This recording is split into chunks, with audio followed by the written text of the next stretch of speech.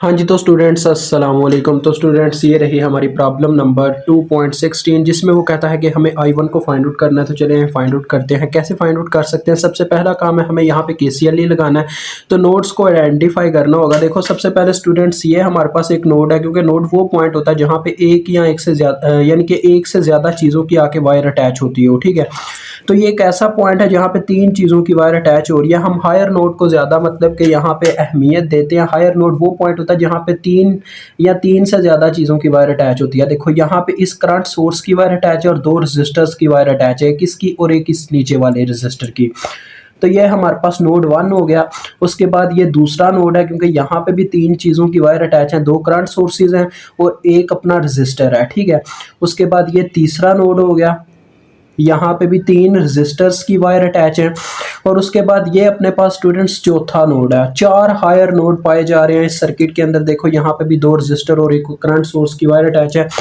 और दूसरे नंबर पे ये बाइनरी नोड वगैरह का भी चक्कर हो सकता था, लेकिन मैंने वो नहीं रखे, क्योंकि जब हम केसीएल वगैरह के केस में चलते हैं तो ऐसे केसेस में ज़्यादातर हमारी मदद करने वाला हायर नोड ही होता है। बाइनरी नोड हमें ज़्यादातर उलझन में ही डालते हैं, ठीक है।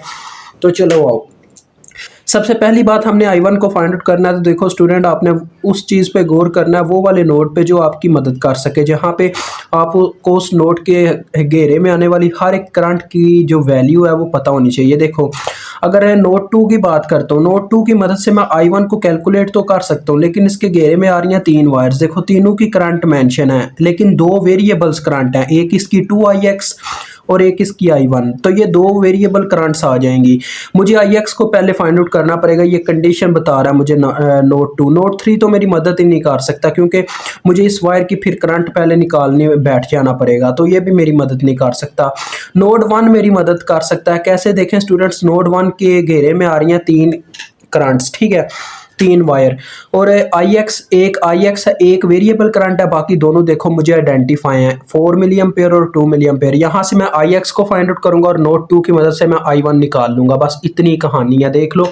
इस तरह से हमने पूरी कहानी को समझना होता है। तो चलो अब देखते हैं क्या चक्कर चलता है जी इसका। सबसे पहले मैं KCL अप्लाई करने लगूँ नोड 1 पे। अप्लाई KCL एट नोड 1, ये आप लिख लीजिएगा। उसके बाद देखो KCL कहता क्या था। KCL के कहना ये था कि the sum of entering currents is equal to sum of leaving current. यहाँ पे एक करंट एंटर कर रही है, बाकी दोनों बाहर जा रही हैं, तो ये आ गया entering current is equal to leaving current. यानी कि जितना करंट एंटर करता है उतना ही लीव करता है। ये हमारे KCL यानी कि किरचॉफ का कहना था। तो देखो IX की वैल्यू हमें यहाँ से मिल गई कितनी जी, 6 मिली एम्पेयर, क्योंकि 4 मिली एम्पेयर और 2 मिली एम्पेयर देखो इस नोड से बाहर जा रही हैं करंट्स दोनों डायरेक्शन के मुताबिक, और IX इसके अंदर आ रही थी। अब हमें IX की वैल्यू पता चल गई है, तो मैं नोड 2 पे KCL इजीली अप्लाई कर सकता हूँ। अब यहाँ पे आपने लिखना है अप्लाई KCL एट नोड 2, ठीक है। उसके बाद आप देखो नोड 2 के मुताबिक कौन कौन सी करंट एंटर कर रही है। देखो यहाँ पे भी एक करंट बस एंटर कर रही है, बाकी दोनों बाहर जा रही हैं। तो मेन ये वैसे होता है, देखो आपके लिए एक दफ़ा यहाँ पे लिख रहा हूँ, I enter is equal to I leave. ये हमारे पास KCL का कहना था। साथ में डेल्टा भी कई दफ़ा लगाते हैं। तो देखो एंटरिंग करंट इसमें सिर्फ एक ही है, 4 मिली एम्पेयर, बाकी दोनों बाहर जा रही हैं। 2IX उन दोनों का सम हो जाएगा प्लस I1। अब मुझे I1 को कैलकुलेट करना है, तो फार्मूला आ जाएगा students, I1 is equal to 2IX, उधर जाके माइनस हो जाएगा, 4 मिली में से 4 मिली माइनस 2IX। तो 2 इंटू IX की वैल्यू कितनी है, 6 मिली, ठीक है जी। तो ये बन जाएगा 12 मिली, 12 मिली में से 4 मिली देखो, अब -12 मिली प्लस 4 मिली आप करके देख लीजिएगा, आपके पास आ जाएगा -8 milliampere, and this is your answer.